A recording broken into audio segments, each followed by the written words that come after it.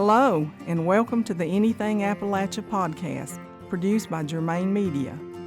In each episode, we wander up and down the hills and hollers of old Appalachia, talking about its unique history, culture, and even some of the important issues facing it today. Please welcome our hosts, Scott Ballard and Kelly Germain. Hello, and welcome to Germain Media, and a little thing we call Anything Appalachia. That's right, where we'll get an update about what's going on with Germain Media. We'll also visit the Jumpingoff Place, where we'll jump off into a topic and just see where it takes us. And our segment, Them's Fightin' Words, where we might talk about one of the hot topics facing Appalachia today. And also a brief visit with our sponsor. And then we always take a question from our audience, a See and Say segment, of course, as well. I'm Scott Ballard, a host of Germain Media. With us off camera is our producer and sound engineer, Mr. Whisperin' Tristan Ham. And with me, as always, right beside me, El Presidente, the guru. You know, I feel like I'm an announcer at a basketball game. And at power forward, hailing from Owensboro, Kentucky, Mr. Kelly St. Germain. Woot, woot. All right. So anyway, a great place to begin is what's going on these days, what's going on now at Germain Media. Well, Scott, Germain Media had a big scare this week. All right. So that involved... Well, to put it bluntly, I thought Major Tom had died. All right. So Major Tom, for those of you in our audience who might be unaware of who Major Tom is, this is Pegasus. And so Major Tom is what we had a great contest, a naming contest. We did. And our audience chose Major Tom as the name of our drone. So what happened? Well, we had a software update this week, and I'm usually real careful. I don't like to do them. I usually ignore them because it always creates problems when there's a software update. And this one updated without my permission. It did it on its own. And when I went to turn Major Tom on and start flying, nothing happened. Wow. I was petrified. So how did you fix this? I took the battery out, took the card out, waited a day, put everything back together, and it worked. Don't ask me. Just reboot it. Don't ask me. It's the ghost in the machine. It's the ghost in the machine. It happens all the time. So we avoided a major potential problem there. A major problem with Major Tom. Da-da-da. And there you go. All right. So now it's time to visit the Jumpingoff Place. And today I guess we should call it the Jumpin' Place. Absolutely. Because we're going to talk about Ore Knob Mine and mining in general, I guess, in Ashe County. But Ore Knob is famous and infamous all rolled into one. Absolutely. The history of the mine goes back to the earliest days of Ashe County when Mr. Ballou came into the county and started the mining business, so to speak.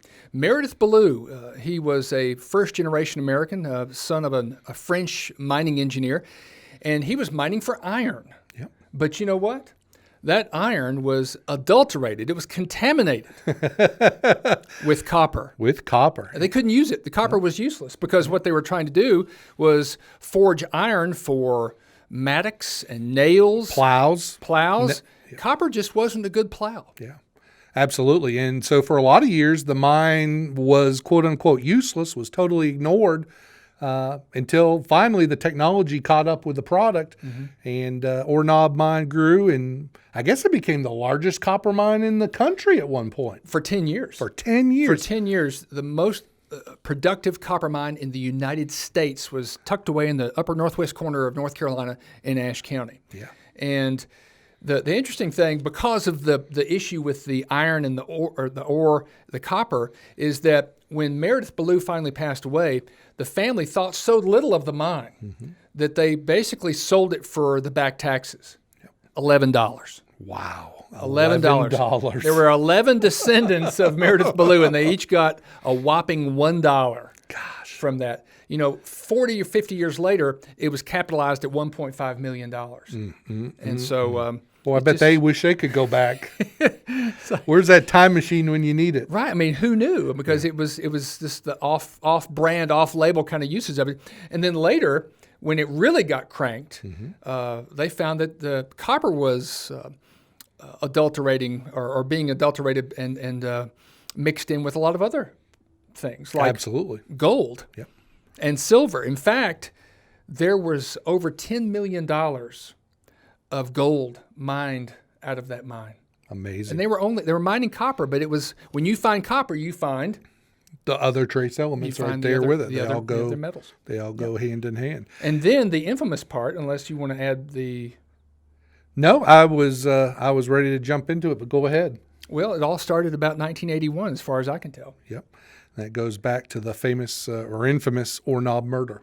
Right. Or murders. Well, you've got a 200-foot, at this point, some of the shafts went as far as 1,000 feet down, but what was left when the mine was abandoned was about a 200-foot hole. Mm-hmm. And so people would throw their trash, basically, who lived in the Laurel Springs area. They'd just throw their trash down in that hole. Yep. But the outlaw motorcycle gang found another use for it. Yes, there's a lot of rumors and innuendos, but I don't think anybody knows exactly how many bodies were thrown down in that hole. Well, there was an informant. We wouldn't even know of any of them, really, if there had not been an informant. And as he was walking back after they had very unfortunately pushed someone into the mine, the one guy said, well, that's 22. And the other one said, no, that's 23. Wow. We'll never know. No, we won't, because the hole was filled up by order, I believe, of the state government. Well, you've got this 200-foot pit, and they had cut through the fence. I mean, anybody could have, anybody could and did go and stand around. Can you imagine being a kid and playing around a 200-foot shaft? I mean, That's just really scary stuff. But eventually, they did close it in, and Sheriff Gene Goss at the time went down with the Nashville Flame. The Nashville Flame. What a name. What a name. Who was allegedly a Hollywood stuntman to recover the body or bodies. And Sheriff Goss was relatively certain that there weren't any other down there. But really, the guy who they brought back had only been down there for a month. And was already covered in ice. It was so much water and the cold temperatures and debris that it was, I guess they were lucky to find the one they did. Right. So that's the story of Ornob. I mean, and don't want to be remiss, we have an awesome history museum in Ashe County. Absolutely. At the old courthouse. The historic 1904 courthouse. Right. And they have done a fantastic job with not only with an Ornob mine exhibit, but with a lot of other things that pertain to Ashe County. We're blessed to have that as a resource. Yeah, and a group of volunteers at the museum built a diorama. They were lucky to find the plans for the mine, I think going back to the 1870s or 1890s. And so they built a 2-scale diorama of the mine at that time, and it's a fascinating look back. I just like saying diorama. Diorama. The other thing we need to mention is that if anybody wants to learn more about the infamous Ornob murder, they need to check out the book, The Ornob Mine Murders by Rose Haynes. Yeah, who is not an author per se. She just felt compelled to write this book. She lives down in Wilkes County. Exactly. So we encourage everybody to check out that book. Okay. We heard the bell. Well, yes. I believe we heard the bell. So next up, we've got them's fighting words. So we bring out the Hulk fist. Oh. You got that? Okay. So today's topic is an interesting topic. It's actually this word has been around a long time. And the word is? Hillbilly. Embrace it or toss it? That's a tough one. A lot of people get really upset if you call them a hillbilly. Some people just laugh. Which do you do? Smile when you say hillbilly. I probably embrace it. But I could play that either way. But I think that when you embrace something like that, as a part of the culture that it's supposed to represent, when you embrace it, you defang it. Exactly. You take the sting out of it. Yeah. And so it's kind of like when you see anything at Walmart, you know that trend is over. Yes. Duck Dynasty. That's exactly where I was going. Did you see Duck Dynasty taking over Walmart? Duck Dynasty. That trend is over. Yes. It is over. When it hits Walmart, it's over. So yes. The one I saw this weekend at Walmart was the Pioneer Woman. You don't know the Pioneer Woman? She's got quite a cooking show on. Really? On the Cooking Network. My wife likes to watch it, okay. But I saw she's got a whole line of stuff in there now, and I was thinking, she's over. It's true. It's like it sort of floods the zone. It saturates the market, and then it's over as a phenomenon. Yep. By going back to the word hillbilly. Why not? Going back to the word hillbilly, I agree with you. If you one of the major problems we have today is everybody gets upset about everything. And all you're doing is empowering the person that's calling you that name. Mm-hmm. And, if you embrace it, and if you look at the historical context of the word hillbilly and how our ancestors looked at it in the 20s, in the 30s, it was almost their way of making fun of the people that were making fun of them. They embraced it. Mm-hmm. One of the first great music groups, super groups, so to speak, had two members from the Ashe County, Watauga County line in Fleetwood, formed a band with two guys from Galax, Virginia, just over the border. And what do you think the name was they chose for their band? Hillbillies. The Hillbillies. They took it and that whole rube stereotype, they embraced it, had fun with it, and made money with it. Well, think about Hee Haw. Yeah. Oh, my goodness. Same thing. Same exact thing. BR 549. It's classic. Yep. And going back, I got to mention one fact about the Hillbillies. They are the first band that ever appeared in a film. I think it was 1929. Two guys right here. So obviously it wasn't a silent film, and we have moved toward the talkies. Yeah, it must have been one of the first ones. Yes. Okay. Well, so there you go. I mean, hillbilly is something that it's not really the how, it's the what. And what I mean by that is if there's a hillbilly festival, which there is in Pikeville, Kentucky, it's the second biggest festival in the entire state of Kentucky. There's one in Allegheny County. Right. What's it called? The Hillbilly Festival, isn't it? Or Hillbilly Days or Jubilee. It may be the Jubilee. Yeah. But anyway, versus maybe a Hillbilly Days or Hillbilly Festival in Alexandria, Virginia. Yeah. So it's going to be a completely different context. Absolutely. There is the bell, and so that means that we're going to talk about how we pay the bills. How do we pay the bills around here? Well, Scott, today's podcast is sponsored by our audience members. Our audience members at patreon.com. Help us tell the stories you love to watch. Help us to take the photographs you love to see. Help us save Appalachian history. It's easy to set up, and you can donate as little as $1 a month while earning great rewards. Please visit us at patreon.com/Germain Media. Become our patron. Remember, we can't do it without you. Your sponsorship makes our work possible. Thank you. All right, cool. So patreon.com/Germain Media. And now we bring out the See and Say. And so this is where we have a segment where we spin or pull the See and Say, and whatever it lands on, there's a topic associated with each of these barn animals. That's right. With each of these animals, this is where we take the incredible, as you like to say, career risk of letting a See and Say pick our next topic. So here we go.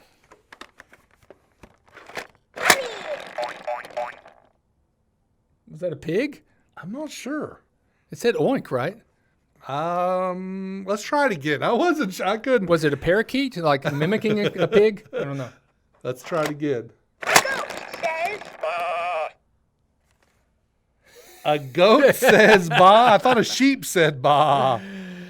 We'll go with the goat. Goat We'll go with the barbecue. goat. I think we got one pulled over on us there. We need a new See and Say. It's defective. Ours has a speech impediment, I think. I can't tell what it's saying. Or either that, I need a hearing aid. I'm not sure which. Let's see. Going down the list here, a goat corresponds to jacktails and storytelling. Okay. Old Appalachian mountain traditions. I'm going to throw that one over to you. What do you have to say or remember about anything we've done with storytelling? Well, first of all, Jack is kind of like one of those kids, or almost like Jack and the Beanstalk. I think that's sort of the, if in popular culture, if you think about Jack, the character Jack and the Beanstalk, he was always a little smarter, always just a little more clever than the people that he was dealing with. And so the Jack Tales tradition is about Jack and about him outsmarting, outwitting different people. It didn't always work out that way. Some of the Jack Tales, Jack gets taken advantage of. But one of the most famous folks who told the Jack Tales was a fellow by the name of Ray Hicks, who lived up on Beach Mountain. On an old beach, the backside of Beach Mountain. Right. Yeah, he's a national treasure. And I was fortunate enough to get to hear him speak. And when I say speak, I use that term loosely because he did not have his teeth in that day. Uh-oh. Had he lost them? Yeah. So we were all enthralled. I mean, we were enthralled when he told his Jack Tales, but we really couldn't understand not a word. Not really a word of what he said. But he delivered the Jack Tale with such... It was all about the delivery. I'm telling you, it's the animation and the gestures. And he was a big, tall guy, about 6'4", 6'5", and he always wore his coveralls and sort of like a little short brim hat. And he was a fascinating character just in and of himself. And, of course, carrying on tradition is a relation of his, Orville Hicks, who I think you can see him at different festivals. And I think he's just down off the mountain somewhere. Is he? I haven't heard lately. Yeah. Well, I know he probably goes, along with everybody else, to the International Storytelling Center over in Jonesboro, Tennessee. If you've never been there, it is a great day trip. Yeah. And that's coming up. Yeah, it is. Let's see. I think my wife looked the other day. I believe it's coming up in October. October 7th, I think, second weekend in October. We're planning on going this year, and hopefully Germain Media as a team will go, and we'll do a little filming and bring back some really good stuff. Cool. Yeah, so Jack Tales, I think, is something that you might want to look up. There's certainly a lot of children's books, neat children's books with Jack Tales, and it's just a neat tradition that we need to carry on. We need to continue. Absolutely, it's one of those Appalachian traditions that are unfortunately dying out. Well, it's the oral tradition. It's passing stories down, regardless of whether it's family tradition or a family story or a Jack Tale. It's just passing those down. And who didn't love a great story? Yeah. Who doesn't love a great story? I mean, that's the basis of all programming today. Is it's really about the story. It's all about the story. That's all what we're all matters. about. Yeah. We're all about the story. So I think that's a neat tie-in right there. Well, are you ready for the question of the week? You know, I'm ready to give a shot at the question of the week. There's no guarantees that we're going to answer any questions, but I'm ready to hear the question. Well, our question this week comes from Phyllis in Surrey County, just down off the mountain, and she asked, do you guys film family reunions? Do we crash family reunions? That with cameras. Movie. Yeah, with cameras and mics. Oh, yeah. Yes. Yeah. Oh, the answer is absolutely we will do that. We love to do family reunions. We've had groups hire us before where we'll set up a booth for a couple hours, and then we'll just have people, will come in. And we've saved some amazing stories. You'll ask them questions, and we'll ask them about what was your favorite meal from Grandma's, and what do you remember on the day that President Kennedy was assassinated, or anything and everything. And it really creates an amazing family treasure. There's so many times where we've maybe you've approached a family member and said, you really need to write all that down. I mean. It's when you approach a family member, you're like, well, why is Scott or why is Kelly asking me this? Because I'm circling the drain. Is it now or never? But no. The fact is, few people have time to write their memoirs. It doesn't happen. Everybody says I'm gonna, right, and it never happens. Right. So this is a great way to make that happen, to tell the stories. Yeah, preserve those family memories, and then burn them. And it's on video. Exactly, and burn it onto a DVD, and everybody in the family gets one. There you go, and you've got that. So, there's our bell again. Okay, if you have a question, please send it. Put it in the comments or private message via Facebook. Yep. We'll be glad to look at all your questions and pick one each week, and the winner of each week's select question gets. Phyllis, get ready. We are going to mail you a brand new, not used, Germain Media hat and T-shirt. Ooh, that Thank you can you. proudly sport around Wilkes County. So thank you also for watching and being a part of this Germain Media Anything Appalachia podcast. And please share any comments below about segments you like, topics. This is a show very much a work in progress, and we want to give you what you want to listen to. Absolutely. And you can follow us, of course, on Facebook or Instagram, Twitter, Vimeo, YouTube, and Patreon.com/Germain Media. Of course. And in the words of our friend Mickey Pruitt, y'all have a good one, and holler if you need us. Bye-bye.